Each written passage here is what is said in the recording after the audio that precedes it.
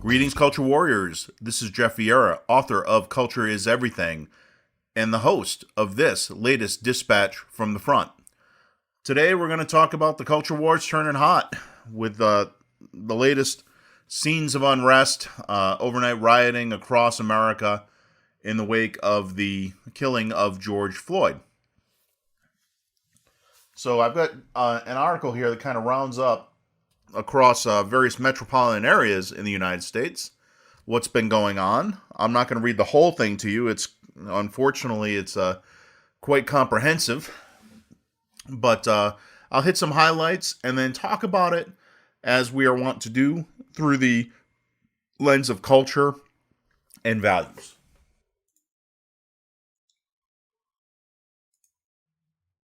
Okay, this is from the Wall Street Journal. It's a piece by Jennifer. A city by things stand amid unrest. Protests rippled across U.S. as outrage over the death of George Floyd. Officials deployed the National Guard, and President Trump called for a tougher government response as some protests that began peacefully later included clashes, looting, and destruction. The demonstrations sparked by the death of Mr. Floyd, a 46-year-old black man who died after a white police officer held him down with a knee on his neck, unfolded across a nation already deep in crisis amid the coronavirus pandemic. More than 100,000 people in the U.S. have died from the fast-spreading disease, and tens of millions of Americans have filed for unemployment. Here's a look at where things stand in various cities. Minneapolis, St. Paul, which was where this incident occurred. After a week of protests in Minneapolis over the death of Mr. Floyd, the city had its second night without widespread violence. Certainly hope that continues. Thousands gathered Monday evening at the intersection near the Cup Foods Market that Mr. Floyd visited before being arrested by police on May 25th. Crowds set vigil at the memorial site, which started as a small pile of balloons and flowers, but has since swelled into a block-wide gathering space to pay tribute to Mr. Floyd. Before sunset, thousands gathered in front of the governor's mansion in St. Paul. When the crowd knelt and bowed their heads, a small group of police joined them. Others gathered on the lawn of the state capitol, chanting Mr. Floyd's name. Thank you to everyone who peacefully protested and stayed safe at home, the Minneapolis National Guard said in a Twitter post early Tuesday. Following several days of increasingly violent protests and looting, state and city officials said Sunday they made strides in curbing lawlessness. New York City. Mayor Bill de Blasio extended a citywide curfew through the rest of the week after stores across Manhattan and the Bronx were left ransacked and badly damaged Tuesday morning following a night of looting and protests that turned violent. Mr. de Blasio had doubled the number of officers on duty Monday to 8,000 in preparation for the protests and possible looting. More than 700 people were arrested Monday night and early Tuesday morning, according to police officials. At least 7 officers were injured responding to the demonstrations and looting, officials said. Crowds have demonstrated around New York City since Thursday night, filling Times Square in Manhattan and gathering at the Barclays Center in Brooklyn, among other sites. While mostly peaceful, the gatherings have turned violent at times, with police arresting hundreds of protesters. Investigators believe outside anarchist groups coordinated efforts to incite violence at the city's protests, NYPD officials said Sunday. Protests continued past, this is Washington, D.C. now. Protests continued past a 7 p.m. curfew Monday in Washington, where demonstrators were cleared from Lafayette Square near the White House. Skirmishes with police spread to other parts of the city, and looting and vandalism were reported. On Sunday night, some demonstrators looted businesses, spray-canned buildings, lit fires. Mr. Trump said Monday he would order thousands of armed soldiers, military personnel, and law enforcement officers to the nation's capital to quell protests and protect federal buildings and national monuments. Moments before he spoke, police dispersed a peaceful crowd just blocks from the White House using tear gas, rubber bullets, and mounted police. After his speech, Mr. Trump walked to the historic St. John's Episcopal Church across Lafayette Square, where he posed for photographs holding a Bible. Police had cleared the area, and officers lined the president's path. Mr. Trump and law enforcement officials drew criticism for clearing out protesters for the event. Marianne Edgar Booty, the bishop of the Episcopal Diocese of Washington, said she was outraged by the episode. Louisville. I'm presuming is Kentucky. Louisville Mayor Greg Fisher said a citywide curfew starting at 9 p.m. will now extend through June 8th as demonstrations continued in response to the death of Breonna Taylor, a 26-year-old black emergency room technician in Louisville who was killed by police during a no-knock warrant raid of her apartment earlier this year. Police said the state National Guard fatally early Monday shot David McAtee, whom Mr. Fisher described as a treasured Louisvillian, when police said they were trying to disperse a crowd around midnight and were fired upon. Kentucky Governor Andy Beshear said, 2 Louisville Metro police officers who fired their weapons were placed on administrative leave because they either failed to have their body cameras turned on or wear them. The mayor fired Police Chief Steve Conrad, who had previously planned to retire next month. Okay, there's some more cities in the roundup.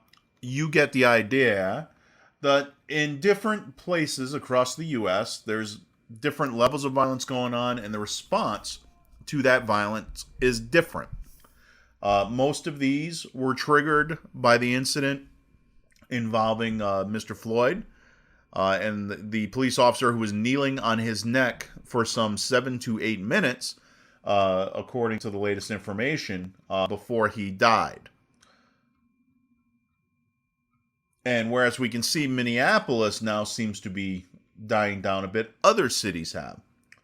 Not included in this article, but in another one that I read, heartbreaking story out of Richmond, where the protesters set fire to a building that had children inside of it. This was on Broad Street in Richmond. I used to live just south of Richmond, and I'm very familiar with that area.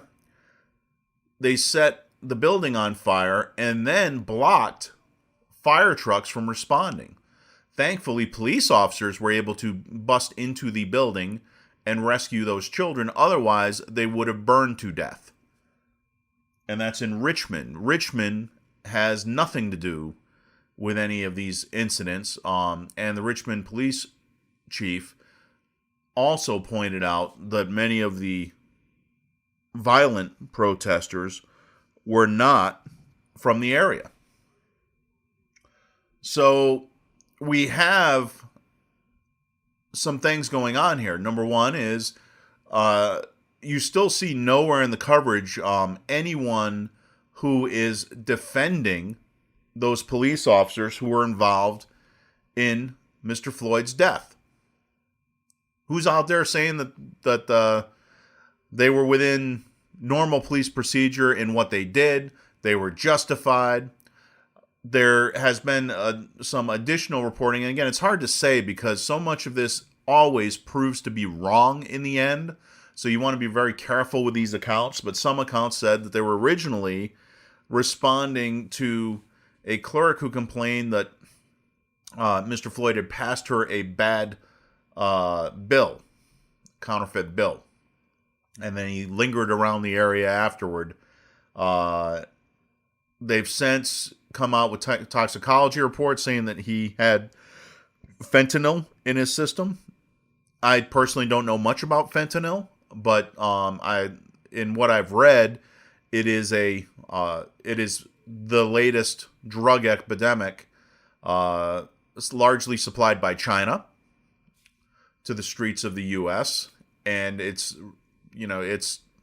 proven to be as bad or worse as the current opioid epidemic that's raging across the country. Now, you add in the fact that I don't know what Mr. Floyd's history was. One presumes that if he was taking things like fentanyl, he may have had a prior history with substance abuse. But certainly for those Americans who suffer from addiction to substances of any sort, being locked down in your home is kind of a recipe for relapse. Because while you can't go out and get your hair cut, I guarantee you your dealer's making house calls. So anyone who's addicted to various street drugs, anyone who's addicted to alcohol, this lockdown has probably been pure hell on them. Assuming that they were even able to keep a job during this, so many of us were not. The stress, the fear, the monotony of being stuck in your house, being hassled when you step outside of it, all of these things must make it more difficult for people who are trying to stay sober to remain so. I don't know many places where Alcoholics Anonymous or the various other group meeting approaches to staying sober were allowed to operate during this period. You were just on your own. And I know that active sponsors out there no doubt did their level best to keep in touch with people and help them stay on the sober path. But certainly you would assume some of them found it difficult. Perhaps Mr. Floyd was one of these. That said, I'm also unaware of anywhere in the United States of America where being intoxicated, even in public, even if whatever he had in his system rose to that level, gets you a death sentence, much less a summary execution as was done to him. When you look at the incidents, what's most remarkable about it is that a crowd had gathered and recorded it. And that the officer in question, this Derek Chauvin, didn't seem to much mind that he was being recorded. So that tells me one of two things. Either he felt that what he was doing was somehow justified, or simply that he felt that having the public so obviously aware of what he was doing just wouldn't matter in the end. He would get away with it. He had some justification for this because current Democratic vice presidential candidate, I guess she's in the running for that slot, Amy Klobuchar, had declined to prosecute him in the past. He had some 18 complaints, if I have the number correct, against him. That strikes me as being a lot. Perhaps for the Minneapolis Police Department, it is not. But the fact was, he had some serious complaints against him in the past, and she declined to pursue them. So that, of course, may have sent him the message that what he was doing had a sort of sanction. So now you have the protest kickoff, and when we look at it, we see a body of people in the media committing acts of violence against property and against people. Setting fires, acts of theft, looting stores, throwing bricks. But from what we're hearing from the different police departments, it seems like that is not one group of protesters, but rather several different types. I saw a video that was posted to Twitter where they had a car full of white males driving around the streets of Minneapolis, passing out bricks to people.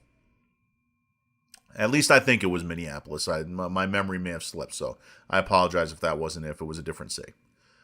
But an African-American woman saw them doing it, took them to account while I think her companion taped the exchange. Passing out bricks. So encouraging others to commit acts of violence. We've heard that there are pallets of bricks being placed in strategic locations nowhere near construction sites where this unrest is occurring in major metropolitan areas. Now, my father was a bricklayer.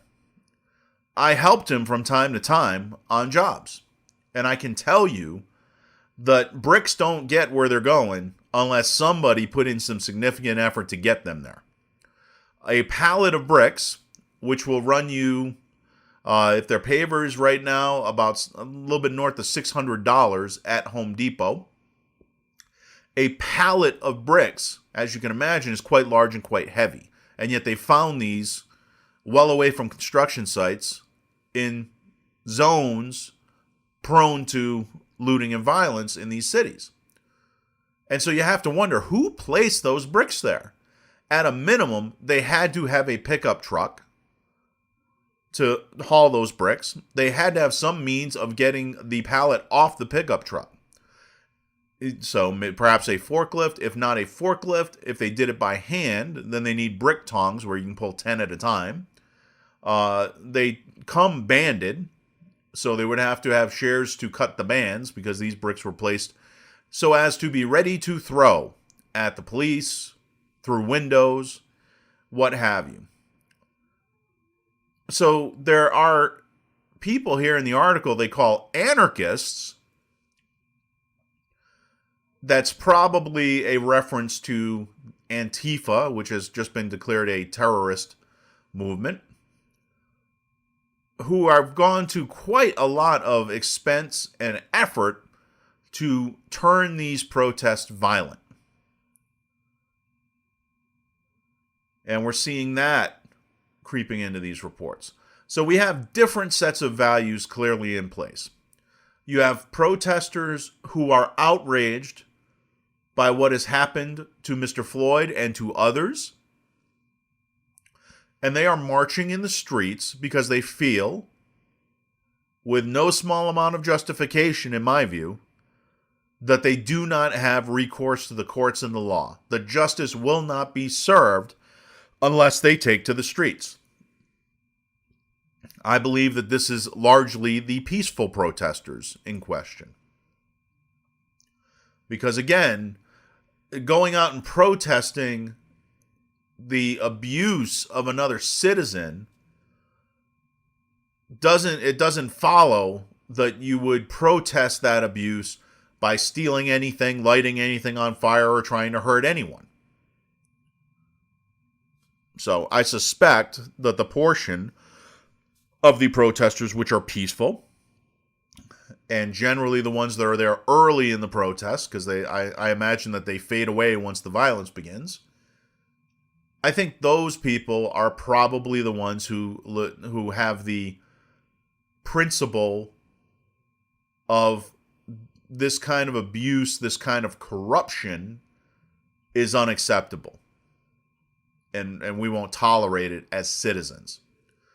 Then you have those aforementioned anarchists who are viewing this through the lens that you heard from Rahm Emanuel in the past.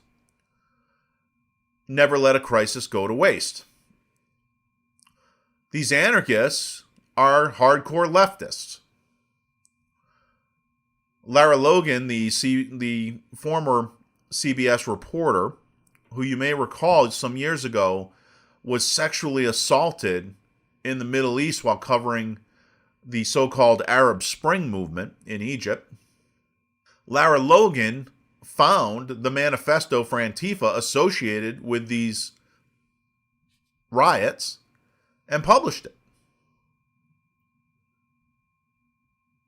And they're seeking nothing less than a socialist revolution in the United States. And thus the violence and the attacks particularly on small businesses. One of the things that was inexplicable when this first started was, why on earth would somebody upset with the police go ruin somebody's donut shop? Seems kind of far afield to get back at the police by denying them donuts, doesn't it? But it makes sense if what you're trying to do is destroy the middle class.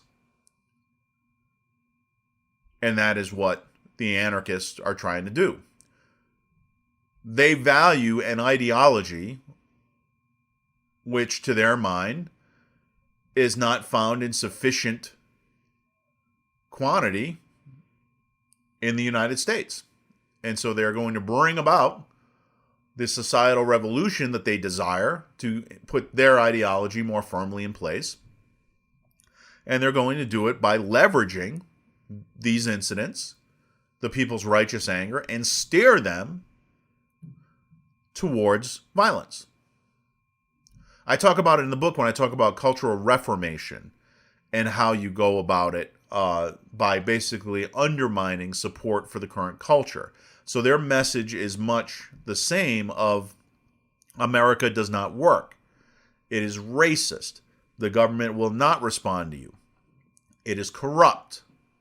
It is unjust. And it always will be. And so we should throw the Constitution out the window and replace it with the Communist Manifesto or whatever the latest Marxist dark document is that's in vogue post-fall of the Soviet Union. So whereas I agree with some of their indictment of the way things are currently being run, particularly in pandemic land here, I disagree with their remedy, which is essentially to put in place a totalitarian regime in which they feel they will be the nomenclatura, the named ones, in place of our freedom. What I would like to see is our Constitution restored in full force. And those who have sought to undermine it, I would like to see them brought before the bar of law and punished appropriately. So my values certainly differ with the values of those anarchists. You have the values of the police. And you can see there that the police are not in lockstep in this either. You have some police who have joined the peaceful demonstrators and who have publicly declared that they are disgusted with what they saw in the Floyd case. And more power to them. I consider them to be allies on my side, frankly, of American values. And when you see a wrong, no matter who commits it, you oppose it and you right it. Justice is supposed to be blind in this country. And that means that if a fellow cop breaks the law, you bring them in. And they get their due process, they get their day in court, and justice will be served. You also have, of course, the media covering these things, and we've talked about some of the stories about the media getting targeted and what the media's motives are, but clearly their values are not the same as the other parties in question here. So one value in particular that we've talked about repeatedly here is how we value justice. What does justice mean? To my mind, the American value of justice is that no man is above the law. The law applies to all of us. I don't care if you're a police officer. I don't care if you're a firefighter or an astronaut. I don't care if you're president of the United States. I don't care if you're an attorney general. Don't care. The law is the law.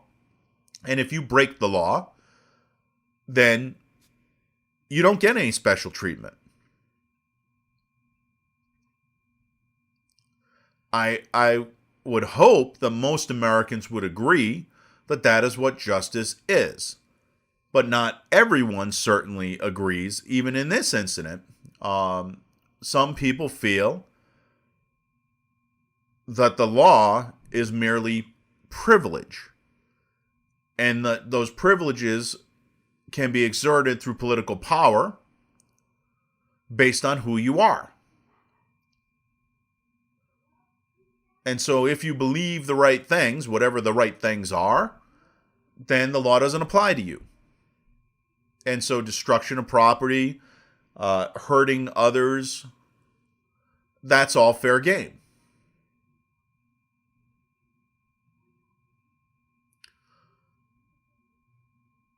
So even where we would say we're after the same thing, justice, your definition of that value can be very different. And I can assure you that the way that value is being communicated to the different parties is very different. Some are openly calling for violence. Some are openly calling for peace. And just about everyone is invoking the legacy of the Civil Rights Movement and Dr. Martin Luther King Jr. So we quote Martin Luther King Jr., but we're following the game plan more along the lines of Malcolm X circa 1965. In reality, it would behoove everyone, except perhaps the violent revolutionaries, the bomb throwers, to adopt the value of nonviolence. That was how Martin Luther King, Ralph Abernathy, and all those civil rights marchers, that was how they gained moral superiority and how ultimately they won the hearts and minds of American Christians who were absolutely essential to the civil rights movement. As long as it remained a narrow, race-based, tribal kind of concern, very narrow focused, you must be us to join us. As long as that attitude held sway, more akin to the Black Panthers later in the 60s, well, the support was going to be limited. But there's an opportunity in the wake of what has happened to Mr. Floyd for all Americans to be on side with regard to fixing this. Because all Americans, with the exception perhaps of the elite in their gated communities, with their bodyguards, far from the madding crowd, all of us have just spent weeks and weeks and weeks with the government placing its knee arbitrarily on our throat. This started because they claimed that there was going to be 2.2 million deaths from the Wuhan virus. Clearly, they were mistaken. And now, they're still trying to beat the drum of that fear to keep many of us incarcerated in our homes, even as they continue to release violent criminals to prey upon us.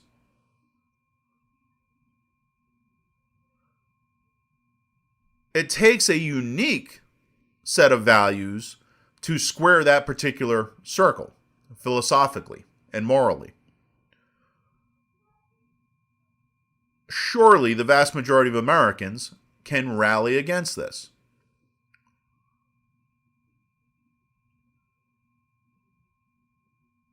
And so long as we have a gentleman's agreement among us that we do so peacefully,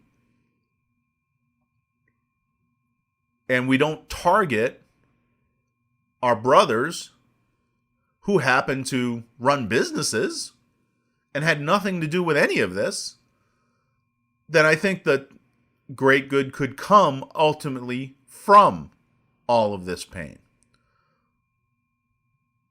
But it remains to be seen, because you have what used to be called agents provocateur trying to stare the righteous anger of the people toward targets that they despise and hate and want to inflict pain upon. And to the extent that they are successful, well, very few of us are going to be able to support that movement.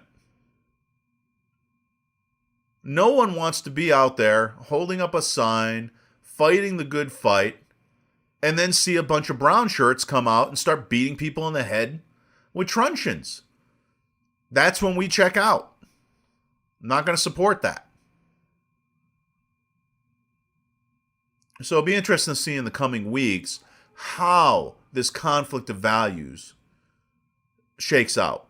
Either we're going to come to a general consensus around the noble values and the virtues that we're going to pursue in this, in which point I think that we'll do something that George Floyd would likely be very proud of us doing.